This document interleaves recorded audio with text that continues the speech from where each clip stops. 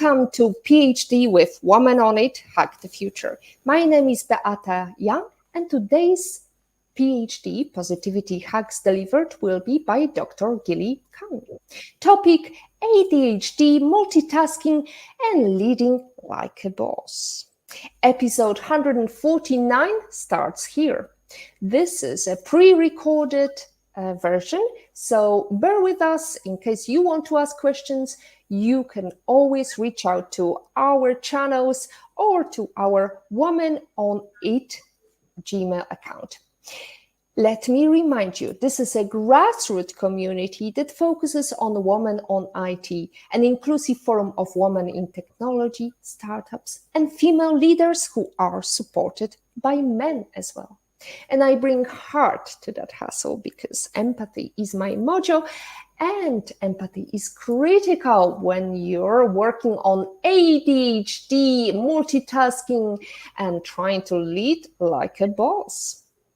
Now, let's go to our topic. Are you tired of feeling overwhelmed and like you can't get things done? You might not be scatterbrained. Millions of successful women have ADHD. Join Dr. Gilly and me, a clinical psychologist. Dr. Gilly is a mama bear and a woman's empowerment advocate as she dismantles the myths of ADHD and unlocks the secrets in front of us to multitasking mystery, effective time management, and becoming a badass leader. In this interview, we'll discover how ADHD actually boosts your strengths, why multitasking is a myth and what to do instead, and finally, this very critical time management that is essential in every role you take, whether you want to be a leader or just want to carry on and enjoy your work-life balance.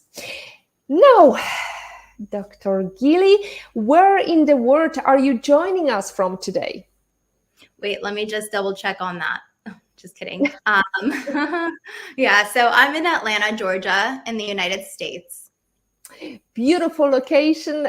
We just discussed how blissful it is over there.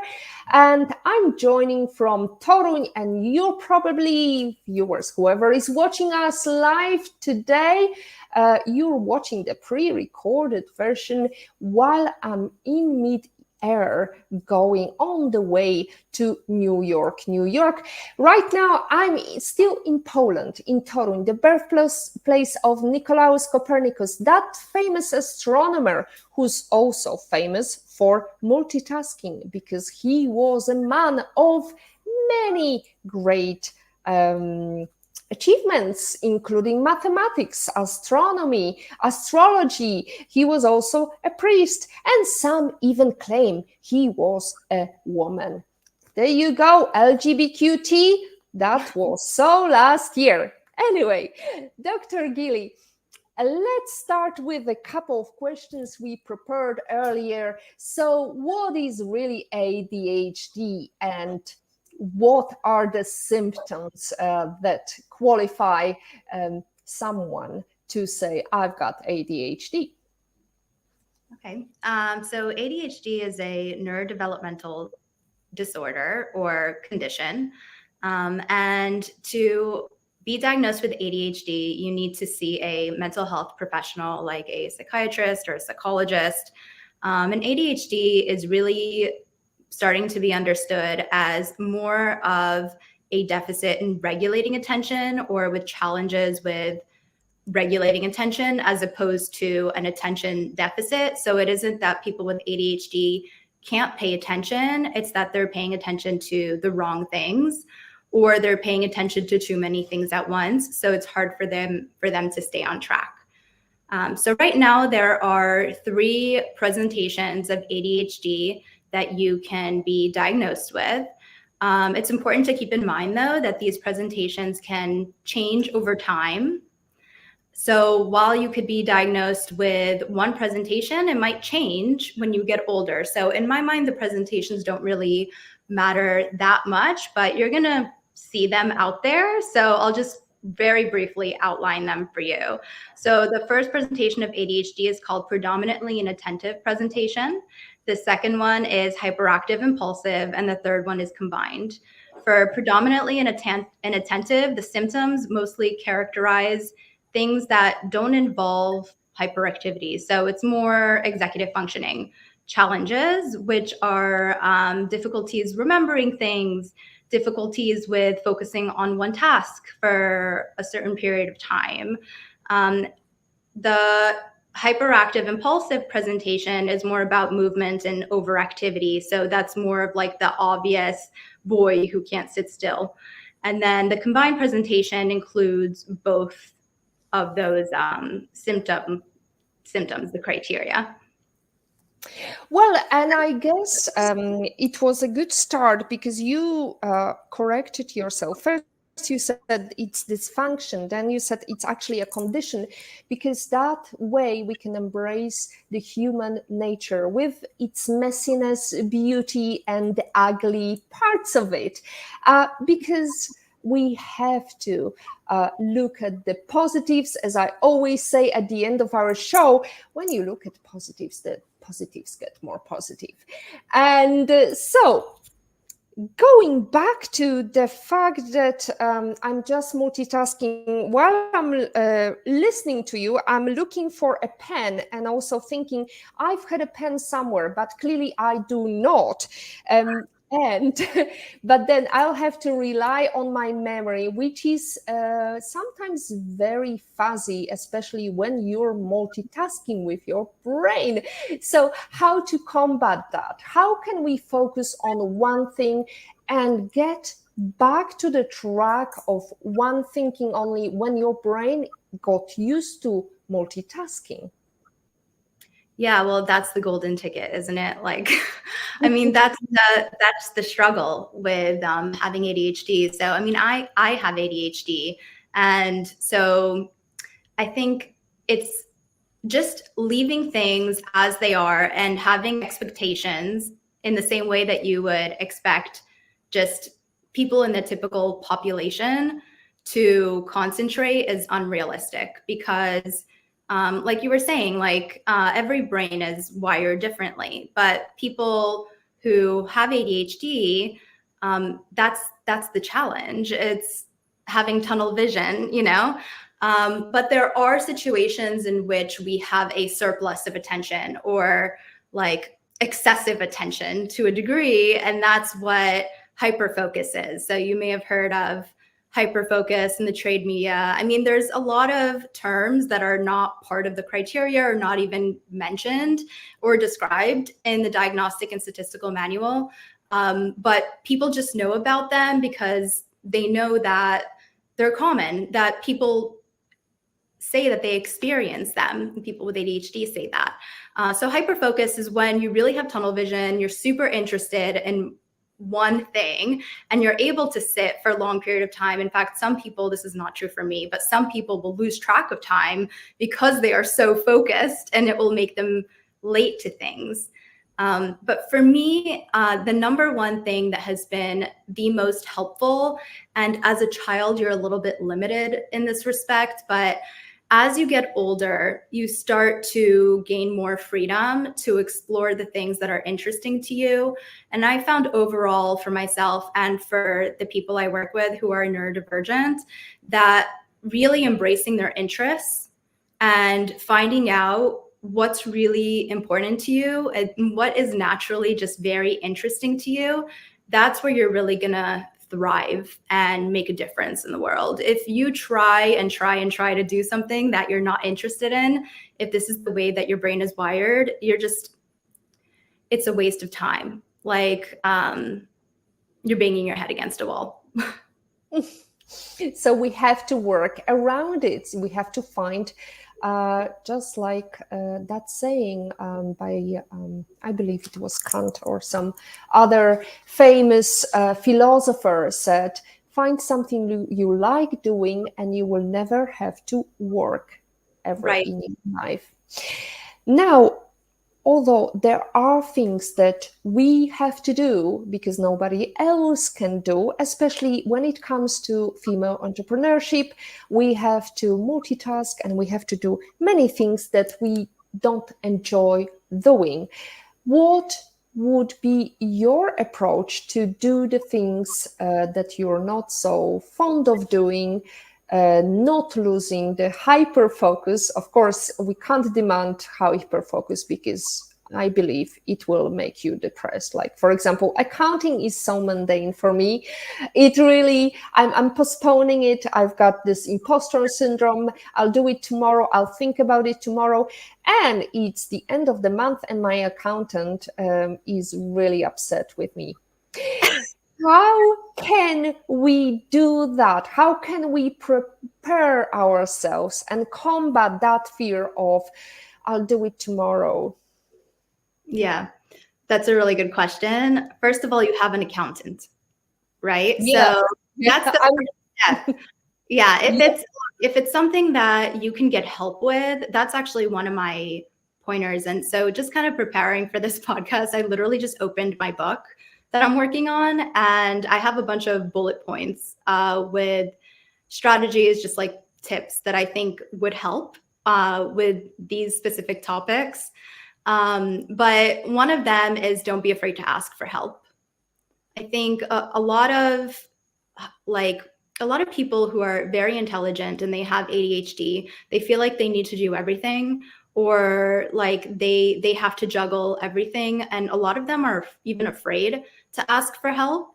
But if it's something that's you're not very good at, or that's not interesting to you, and you're able to hire someone, or you're able to have someone help you with that and divide that within the family, then you should do it.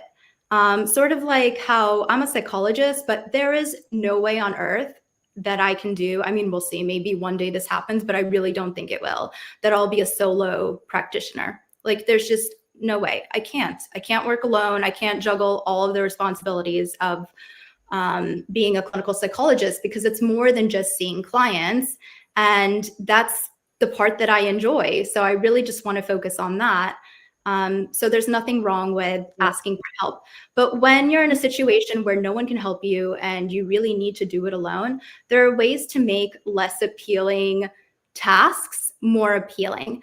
And a lot of it has to do with kind of like simple, basic psychology. Like if you think back to Skinner, Pavlov, those are kind of the founders of behaviorism. There are different segments of psychology, and behavioral psychology was one of the very early ones. And it's all about pairing and forming associations in your mind, and reward and reinforcement. And so once you learn, because at the core, people are very simple. We're driven by certain things, and then we run away from certain things. Like, we generally run away from tasks that are boring or that make us uncomfortable, and we run toward things that are pleasurable, or that are fun, or make us feel good. And so that's why it's so helpful to pair something that isn't desirable with something that is. For example, when I do laundry, sometimes I'll have like a little container with little candies, and I will snack on the candies while I'm taking the laundry out. Or I listen to my favorite music while I'm folding laundry. Other examples, having a specific routine where you're kind of easing yourself into a task, so it just doesn't seem like so scary. So for example, like for me, I love making coffee. Coffee helps a lot of people with ADHD too. So I make coffee, and then I sit down and I start slow. Like I will open up, there's text on the bottom of the screen now. I'm sorry. There's the surplus of attention. I will open up my laptop and start looking through emails, and then ease my way into the task that I've been putting off or procrastinating. So pairing something undesirable with something desirable. Well, ladies and gentlemen, and especially those who suffer from multitasking insomnia, we can promise you instant gratification. We will have some tips and hints. But before we do so, Dr. Gilly, I would like to ask you, because I came across this a very interesting definition, executive function. And I was wondering, executive function describes the cognitive skills or mental processes that allow you to do things like pay attention, absorb, remember, stay on task, and ignore distractions. It's all like a rocket science to me. Multitask, regulate emotions, monitor, and just adjust your own behavior according to new information or changes in our environment. One thing, though, that many people struggle is changing that behavior. You told us about the simple task of pairing it something desirable with non-desirable, also pre-planning. But really, I wonder about all these people who are listening to us and they want to get to the nitty-gritty. How can you keep them focused on the topic of today's discussion without, giving too much AI buzz, bingo buzz? Bingo buzz? I mean, like buzzwords, and we are going to talk about, this and the other, and you think you're gonna get reward, and then you just get distracted because you think about that laundry and the candy, and you wish you had a candy right now. How do you get yourself to focus more on the task at hand rather than the thing that's pleasurable? Yes. Okay. Okay, good question. So there are ways to set up an environment that will make it easier for you to pay attention. I think overall, what you're asking has a lot to do with individual differences. So yeah, there are people with ADHD, but even people with ADHD have differences between them. So the first step is to identify what are your strengths and what are your weaknesses. And everyone has strengths and weaknesses. So it's not like you need to, sugarcoat it. And the first step is to understand and acknowledge, like, this thing is really hard for me. And then you make a specific plan that works for you based on what you're really good at and what you're not so good at. And so for me, for example, it's really hard for me to concentrate when there's a lot of noise around. So I always have my noise canceling headphones handy to block out sound. My family is also aware that I get irritable if they try bothering me while I'm trying to concentrate on an important task. So I will block out time and make it very clear to everyone that I'm working. So please don't bother me, because distractions can really get me off track. So being able to concentrate, having a space that kind of works for you. For everyone, that's different, but I like sitting in a space where there's a window. And so over time, you just kind of learn this works and this doesn't work. And then you create like a specific kind of outline for yourself of what kind of environment works best for you to be able to concentrate. And so that way you can really highlight and use the pairing and the operant conditioning, like the rewarding yourself even at the end. When I finish this task, then I'm going to be able to watch that Netflix show that I really want to watch. Well, I hope you're enjoying chatting today and talking about how to combat multitasking dilemma while staying on track. We know that ADHD is a treatable condition. So apart from giving yourself tasks, I've heard also quite good thing or good approach is through meditation or setting yourself living in the moment. Can you tell us about that a little bit? Absolutely. Yeah. So that's actually a part of my favorite type of therapy. And I use it with almost all my clients, unless they think very concretely. So the type of therapy I'm referring to is called acceptance and commitment therapy.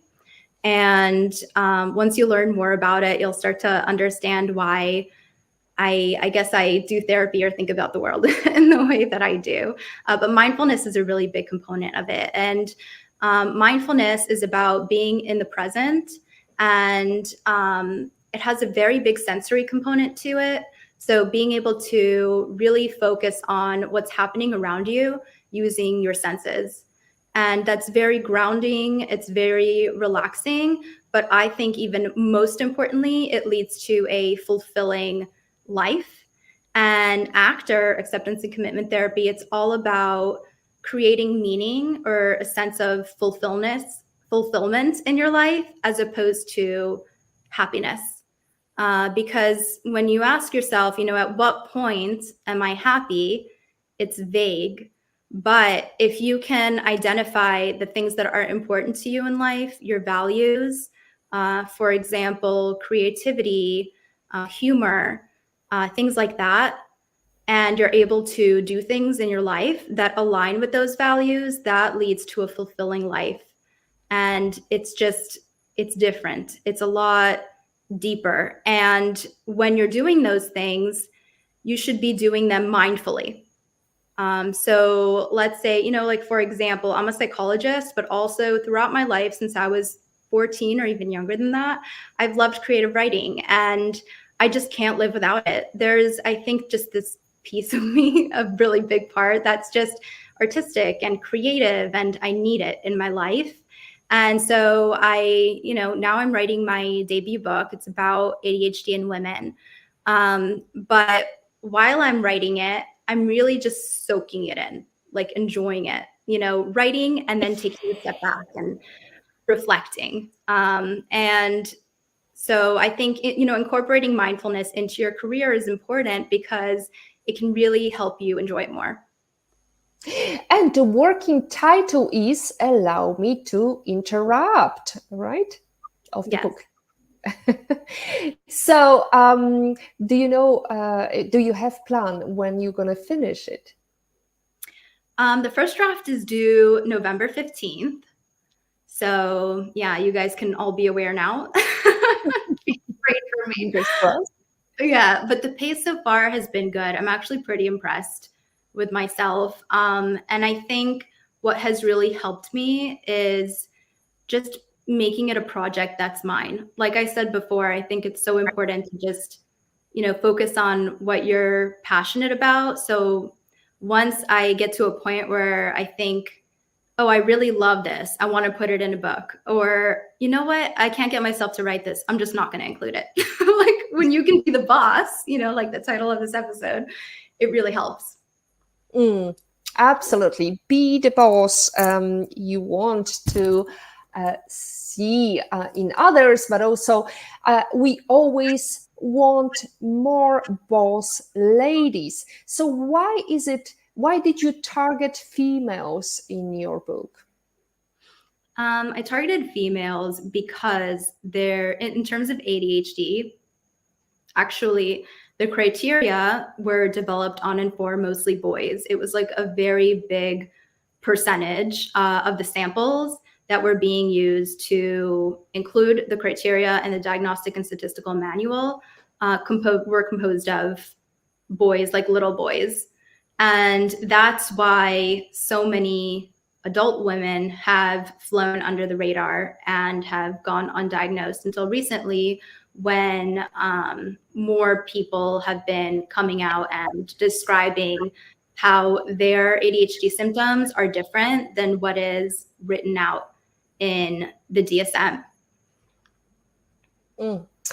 Well, if you look at females' life, and I'm thinking about especially mothers who have to cope with work, children, household, and so on, it is difficult not to multitask. It is difficult to actually do one and keep the hyper focus when your child is begging for attention while you're cooking and something else is happening.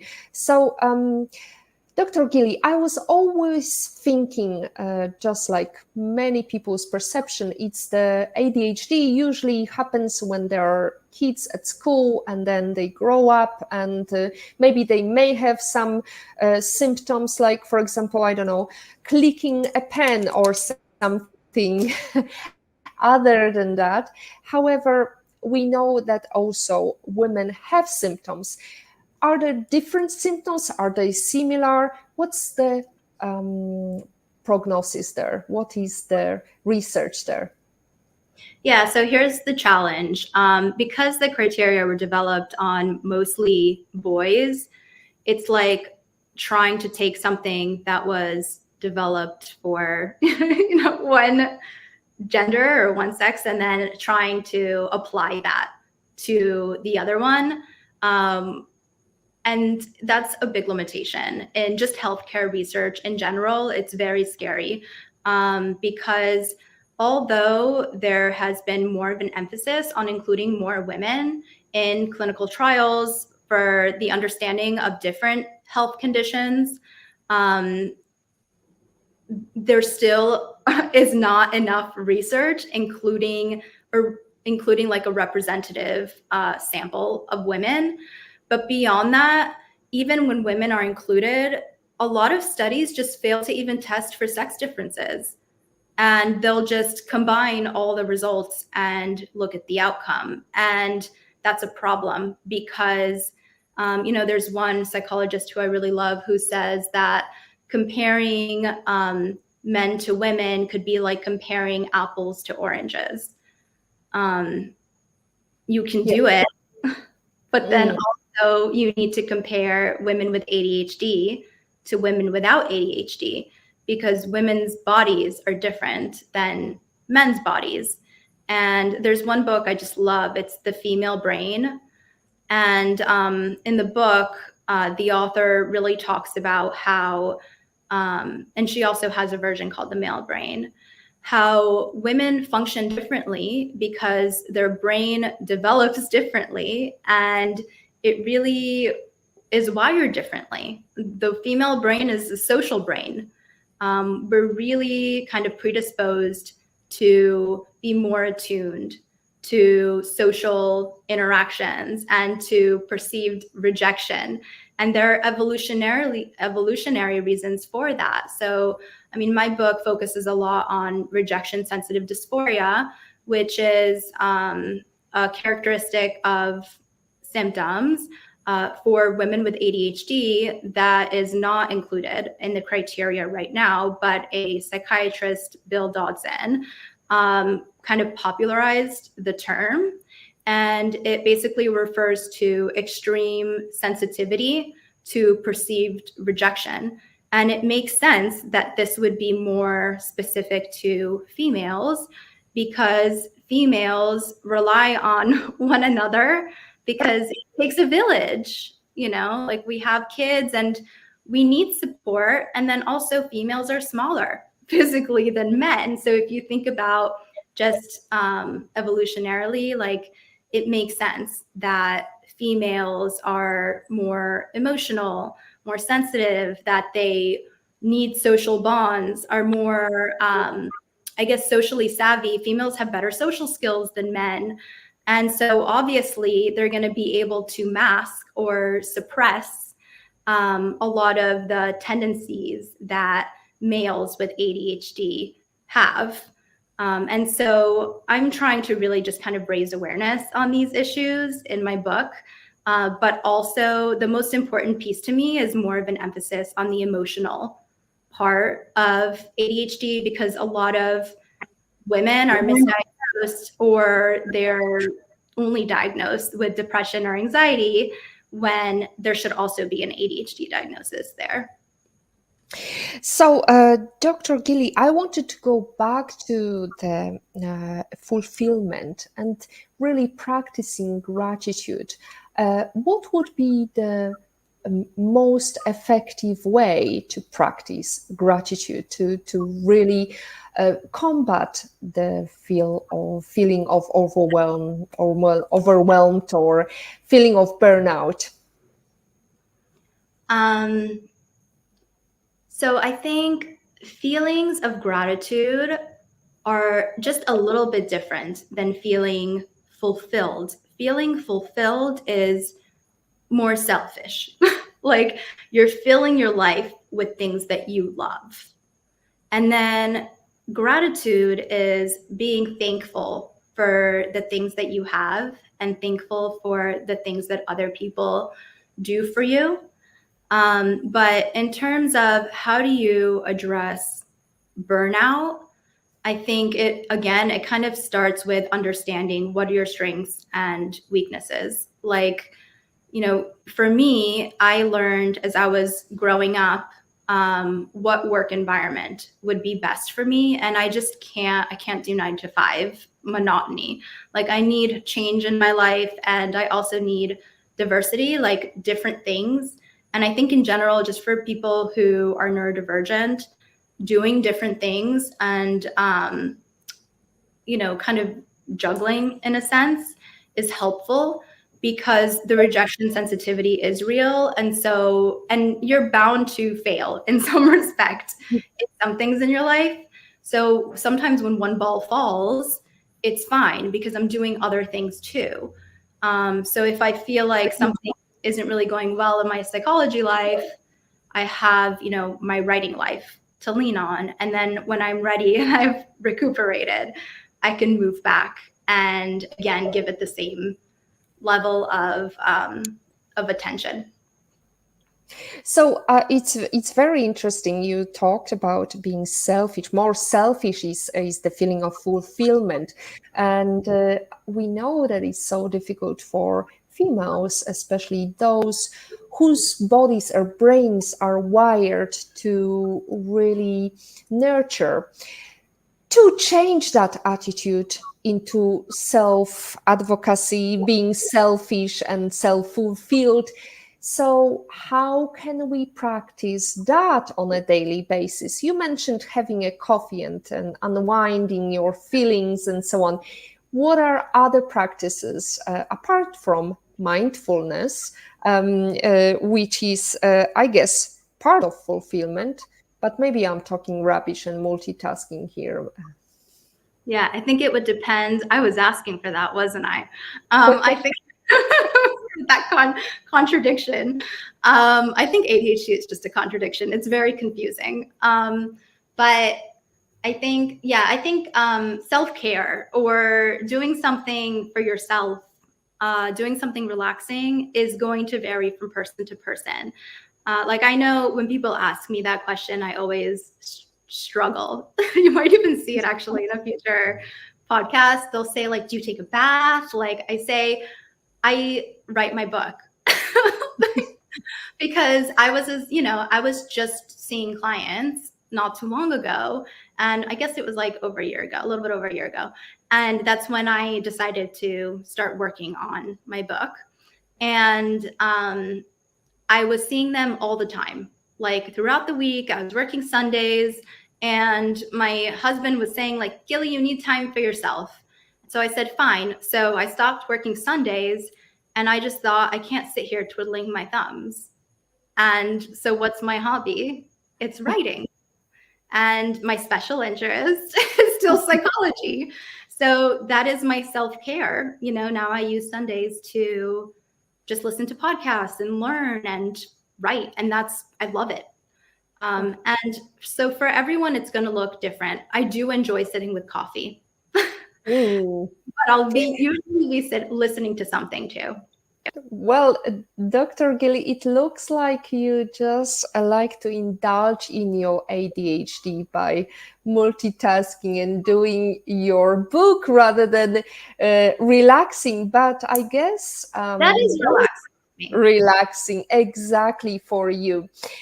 Now, we talked about some some ways to relax, some ways to combat ADHD, multitasking. But how can ADHD actually boost your strengths? What are the strengths of having this multitasking brain? I think it's the sorry, water time. I think it's, first of all, the passion. And I mean, there's research showing that, I mean, some people, when they talk about this, they generalize and they say that people with ADHD are more creative, but it depends. Everything within psychology is like, it depends. There are different types of creativity, and people with ADHD are better with creative tasks that they can just like spew out information that's flexible, kind of like how I talked about with my book. I'm not interested in this, maybe I won't include it. I can just decide what I want to do. But when there are limitations or restrictions within a task where you're expected to be creative, like there are some rules, then that's going to be really hard for someone with ADHD, especially if they're not very intelligent. I mean, there's research on that.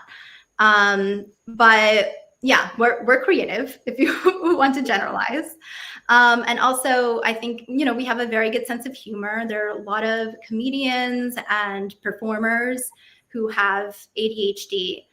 We also have a very blunt way of looking at the world, which is what I think can make us funny too, because we just kind of see things as they are and we're not afraid to say it. And I just love like the genuineness of having ADHD, like the people I work with. I love when there's like no subtlety, cut to the chase. What are you thinking? What do you want to work on? And, no fluff. Ah, you and me, sister. Now, we know that some things are not good for people with ADHD. Definitely stress is one of it, or certain changes or uncertainty. That's something that really can add to the level of stress and turmoil, and that's something we should avoid. But change is inevitable. So how do we prepare for that? Well, you mentioned doing the things that we like. How can we be in that moment, but still go out of that moment that is very stressful and avoid that stress in a more fulfilling way? So here's the thing about stress in general. When we try to avoid stress and when we try to avoid anxiety, we only feel more of it. It's like if I strap you to a chair and I attach like a device that can tell me how anxious you are, and I say, okay, now don't feel anxious.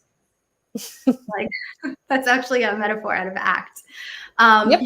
You're gonna start freaking out, and it's because our body just naturally controls itself, just like we can naturally overcome or get better from a cold. If we feel anxious, it's usually for a protective reason, and your body knows what to do and it's going to be in control. So when you're shifting gears and you're trying to take control, it's only going to backfire. And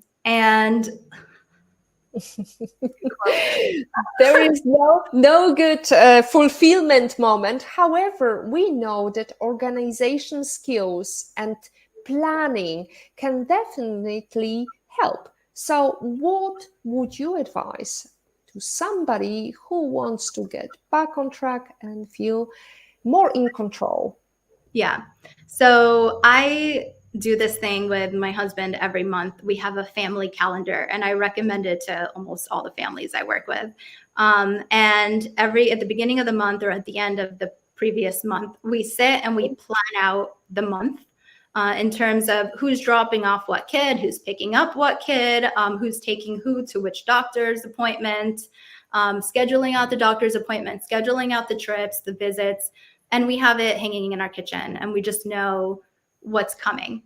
So I think, communication, and like especially if you're a parent, planning things out in advance like that and making it visual can especially help for people with ADHD with executive functioning challenges, because a big part of executive functioning is holding information in your mind, which we stink at.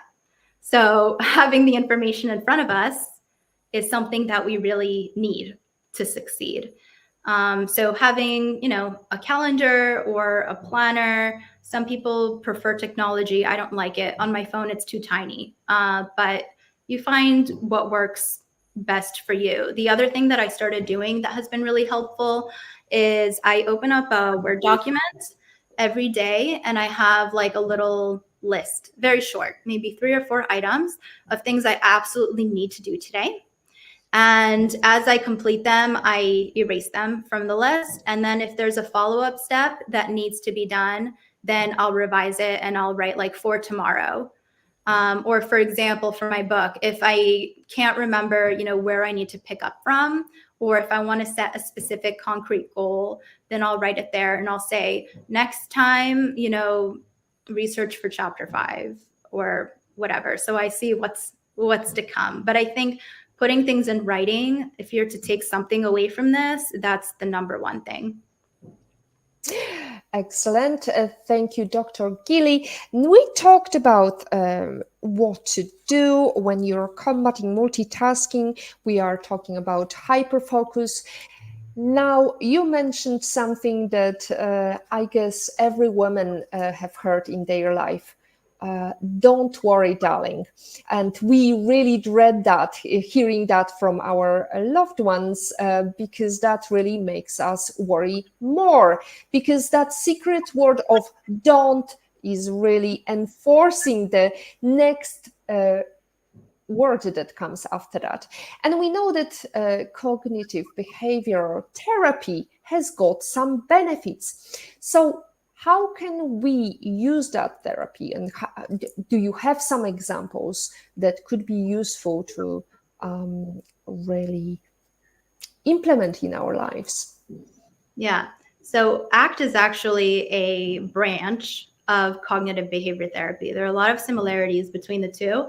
The main difference is that cognitive behavior therapy is about challenging or changing the way that you think.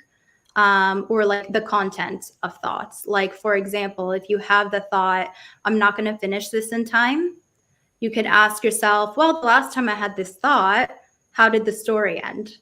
I probably finished in time. Or what's the worst thing that could happen? Let's say you don't finish in time. Is it going to be Armageddon? No. I could ask for an extension, or I can, figure it out. Like, life is not over. So that's more CBT. And then ACT is more kind of turning it on its face, which I love. So it's sort of like exposure therapy in a sense, if you've heard of that. So it's like, instead of don't worry, all right, let's worry now. Like, worry on purpose, or make yourself anxious on purpose, or just sit with it. If the anxiety hits you, we're just going to observe it like a scientist. What does it feel like in your body? What thoughts are you having? With curiosity, as opposed to fighting it. But overall, the goal is not to fight it. It's either to seek it out, turn it into a joke. Like, one ACT strategy is thinking about the thought in a funny accent. So if you have the thought, I love doing this with kids, but if you have the thought, I'm going to fail, you could just think like, I'm going to fail, and how is that different than I'm going to fail? Because 1, it's a lot less real. 2, it creates distance between you and your thoughts. And 3, it reminds you that it's just noise in your brain. Like, you can only put as much weight on your thought, right, as you have, control over. Like, you decide, like, do I want to make this important, or do I want to make this thought not very significant? Because at the end of the day, a thought is just like a burp or a hiccup. Since we are talking about our thought process, and also I think with our disability or beauty or messiness of our attitude towards the world, time is critical. Sometimes we jump to conclusions too fast. So what would be the strategy to think it over without the rush? To think things through. Yeah, I don't know. I think marinating and being sort of like before this episode, right? We met and we talked, and I like just being quiet and listening to what the person would like me to do. And then I just sit with the information and do some research, like either pull from stuff that I've done or listen to podcast episodes that are related or do my own reading. But I think it's important first to sit and just listen, take a few notes that summarize what you heard. And then, even like, for example, it's hard for me just to sit and think. I have to type. Like I literally, and I sit and I type all in caps because it's like big in my face. But I'll type my thinking process out. And then you basically can specify or pull more specific ideas out of what your brain concocted. Put on your thinking hat and think things through slowly. Now, thank you, Dr. Gilly. There was lots of information, and I hope we can get the process through with you today, whoever is listening.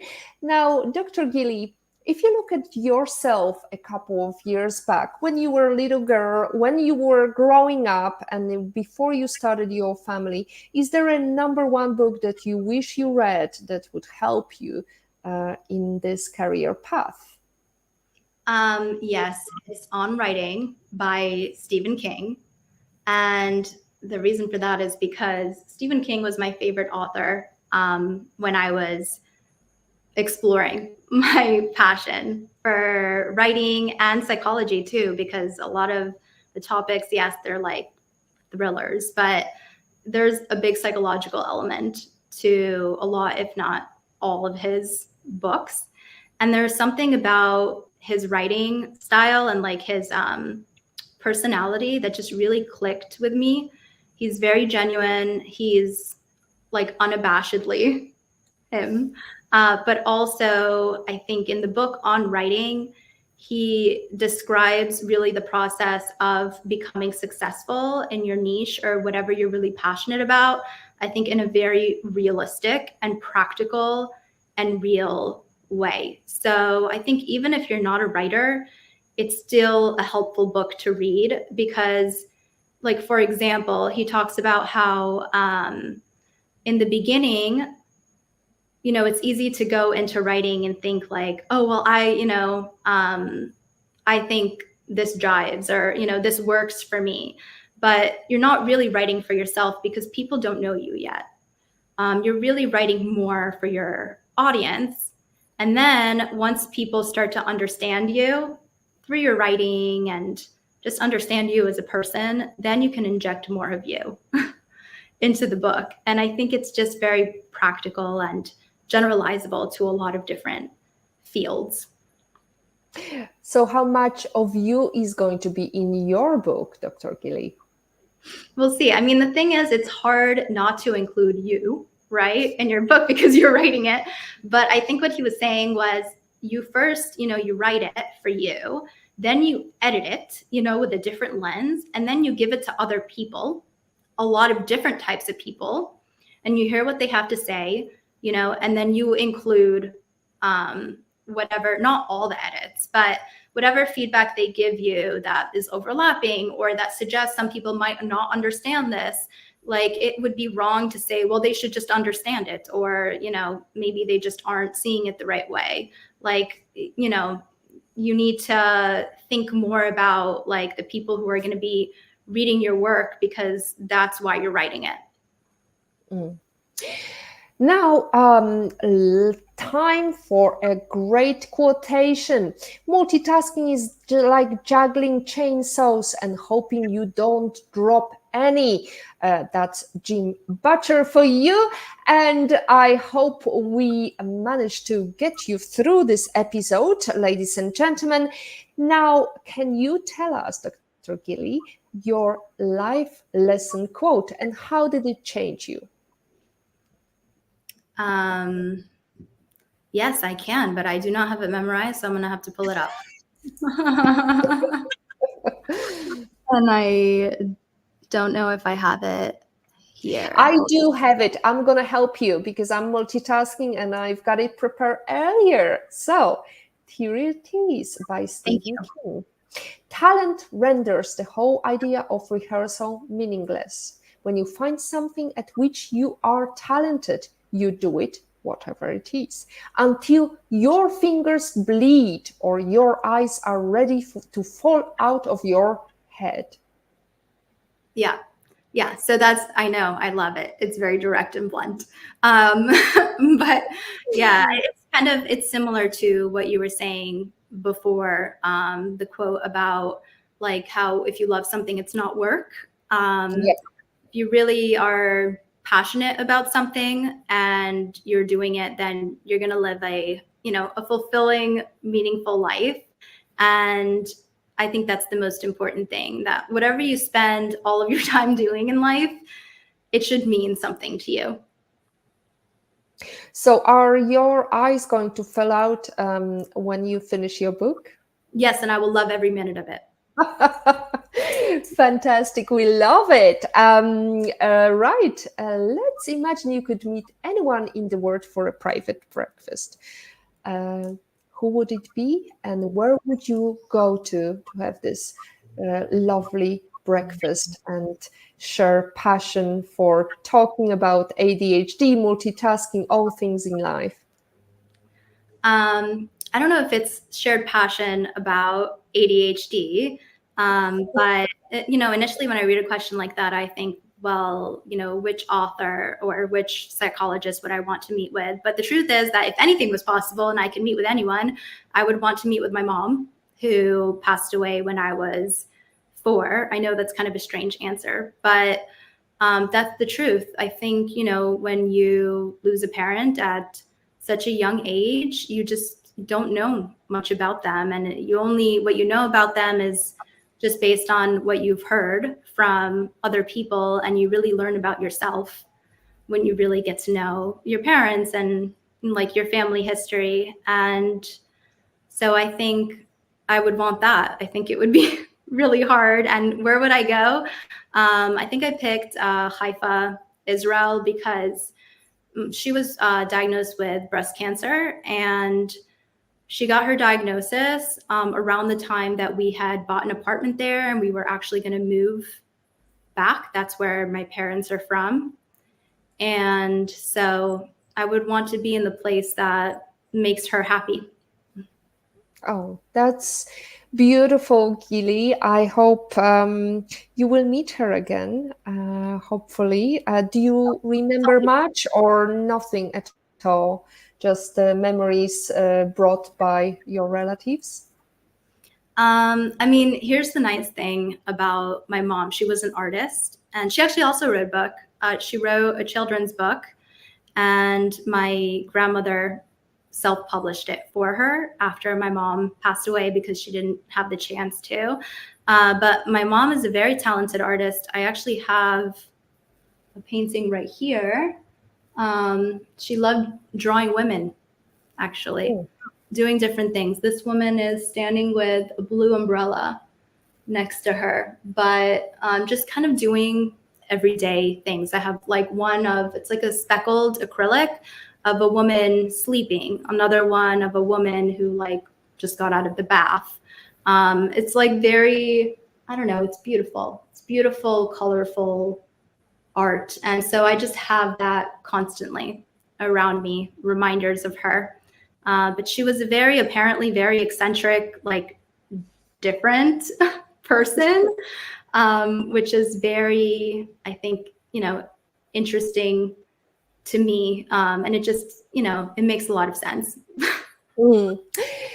Well, Dr. Gilly, I am surprised by this answer because we never had anybody who wants to meet their mother because usually if their mother was deceased, they had a chance to really know them better. So I'm really grateful for your experience, for sharing your beautiful part of life. And I hope that you will send us a picture so we can share it with our viewers, with our listeners, because it's a beautiful story to inspire others and really practice gratitude.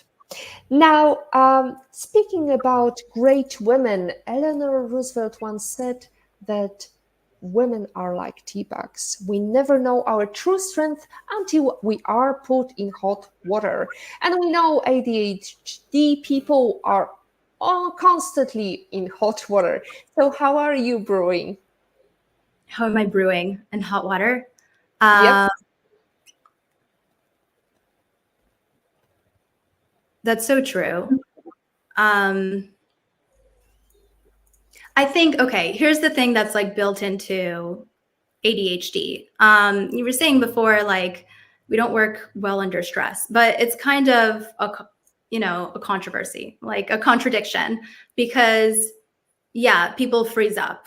Like people with ADHD, they, have like ADHD paralysis, or they freeze up and it's hard for them to get work done when there's a lot, and then it piles up and it's a self-defeating cycle.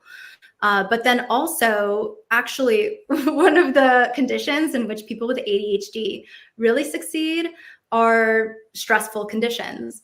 And in my book, I call this a light a fire under your A star factor, um, because it really kind of keeps us, moving. It's a wake up call whenever there is a looming deadline, or when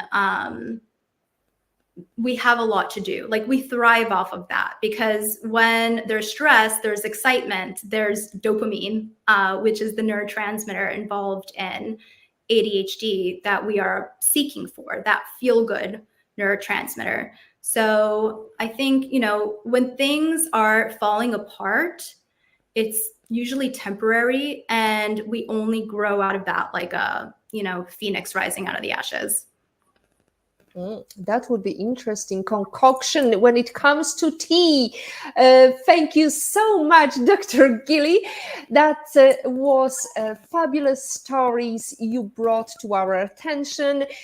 Even though it was difficult to keep attention, I was just told our playing with her was definitely getting some people difficult to focus.